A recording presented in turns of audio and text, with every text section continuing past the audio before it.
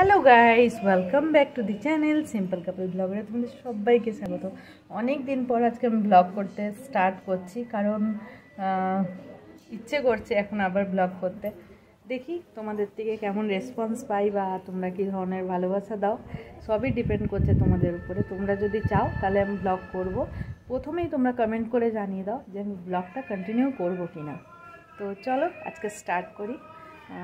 রোদ তোর যা দেখছো, যা গরম পড়েছে, একদম দরকার না পড়লে বাইরে বেরিয়েও না তোমরা।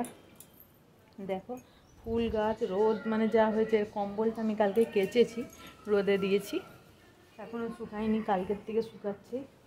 আর এখানে কাপড় চোপড় কাচা হয়ে গেছে, চান ঠান সব কমপ্লিট আমার। এখন আমি বসাবো রান্না। আর রান্নার জন্য কি রান্না করব দেখো, ভাত অলরেডি হয়ে গেছে, দেখো ভাত হয়ে গেছে। আর এখানে করব দই পটল। আজকে করব আমি দই পটল, দেখো দই পটল করব। আর ওখানে করব তোমার কুমড়ো ডাঁটার চচ্চড়ি। তো চলো সঙ্গে থাকো, দেখতে থাকো সিম্পল কাপল ব্লগার।